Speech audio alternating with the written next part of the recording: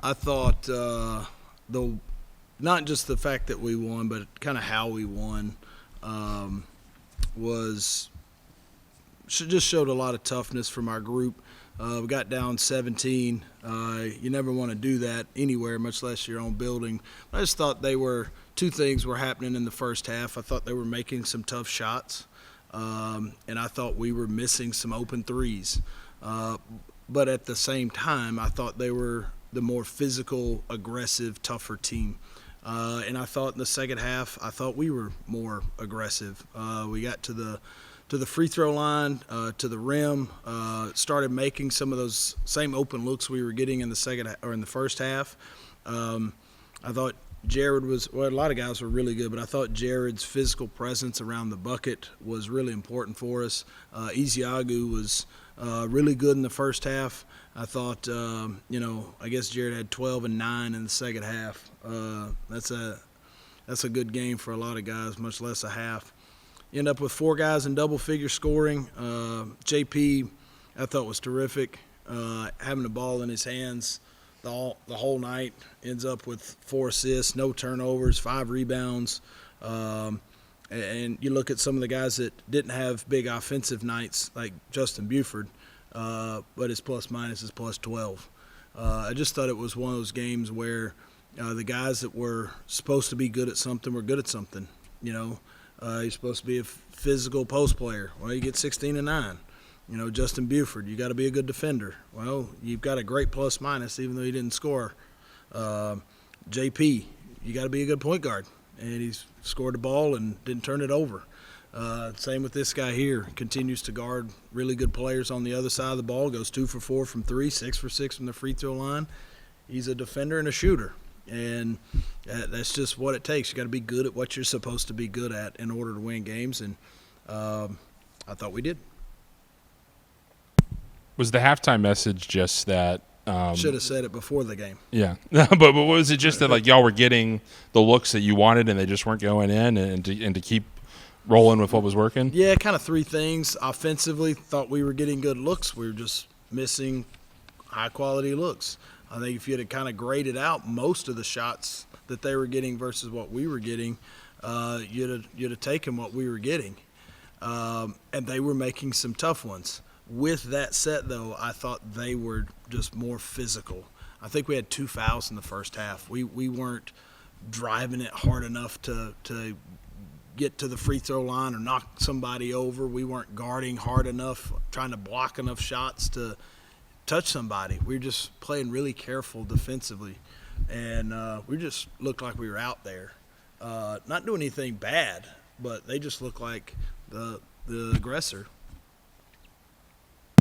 Jared, I think Isiagu had 11 at the half. 11 and 6. Yeah, and finished with, I think, just 14. 13 and 9. Yeah. What did you adjust in the second half to guard him a little bit better? Like Coach said, I just had to be more physical.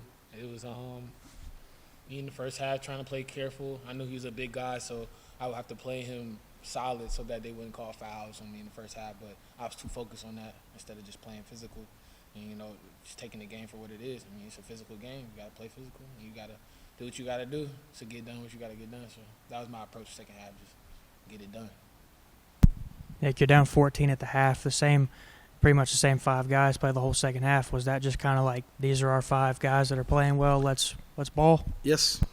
That's almost word for word what I said in one of the huddles, as I thought those 5 were playing well together, playing hard. So I told them, unless you need a sub, you're not coming out. So that's who we rolled with the rest of the game. We didn't sub the rest of the night. How much of a safety net is JP at times when maybe a play breaks down or the other team blows it up when you can just throw him the ball and tell him go score? Yeah, there's 2 things that break defenses down, plays and players. And you've got to have some players. When the play doesn't work, the player can break down the defense. And that's either somebody off the bounce that can get by and put pressure. You just want to get a paint touch. There's a lot of guys that can just back up and shoot deep threes. You got to find ways to touch the paint, and that's with a fast guard like him and a post player like him. You've got to be able to generate pressure on the rim in tight games. Trey, I feel like we've been talking to Nick and to your teammates about you for months now at this point, but now we finally get you in here to talk about how do you think that has the game slowed down for you recently, and is that why you're feel more comfortable in producing out there right now? I feel like it's coming with the experience. That just happens naturally. The more and more you play, it just starts coming to you more like easier and easier. And yeah, I feel like that is definitely what has been happening for me. Nick, New Mexico State runs a really high pressure, scheme where they're really trying to get in front of you. With that, I think very few turnovers, relative to y'all's numbers in particular tonight. What did they do well? What did y'all do well, ball care wise, to make that happen? We just talk about you've got to guard the ball with 5 players. I think we've shifted a little bit with our mental approach to taking care of the ball with 5 players.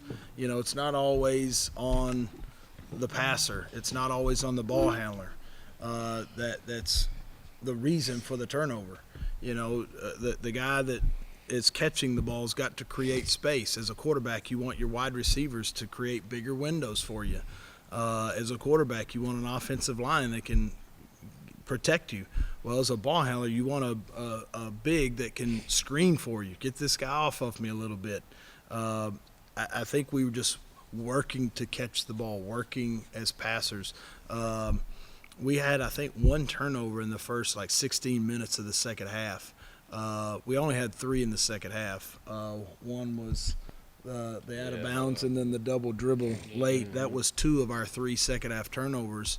The good thing is that I don't know what the third was, but obviously 2 of the 3 are dead ball turnovers. We throw it out, you can go guard them. They called the double dribble. We can set up and go guard them. What you don't want to do is on a night where your opponent's making a bunch of tough shots is to give them some free ones too, because you've got a bunch of live ball turnovers. I thought we did a good job taking care of the ball.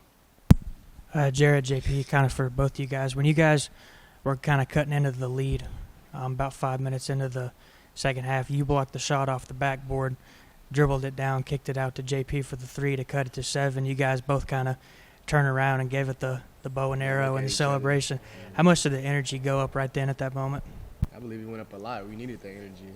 Yeah, it's just a certain point in the game when you just got to look at your brother and it's like, all right, it's that time. We got to go. You got to get it going when you up or when you down. So I think that's what we did right there. And we knew at that point we should get Gary to come back.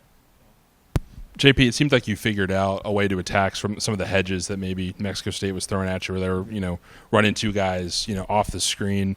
But was that just something instinctual where you were just reading things, or was there something that y'all talked about at halftime to maybe attack that a little bit better?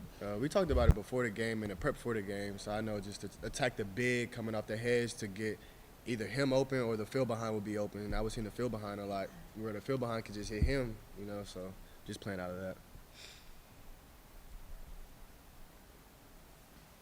Nick, not a great night for Elias tonight. Only played 3 minutes that second half. Just kind of what does he have to do to maybe get going and give you guys a little bit more? You're not going to be able to shoot it well. You're not going to shoot it well every night. And those nights that you're not, no matter who you are, just find ways to do something else. Rebound it, defend it, take a charge, just get yourself lost in the game. And that's what we try to talk to all of our players about is good things happen. The ball just tends to go in when you don't worry about shot making. When you start worrying about shot making, then all of a sudden you get paralyzed and you stop doing other things. I should have made it. And when you're supposed to be cutting and moving on offense, you're stuck in cement.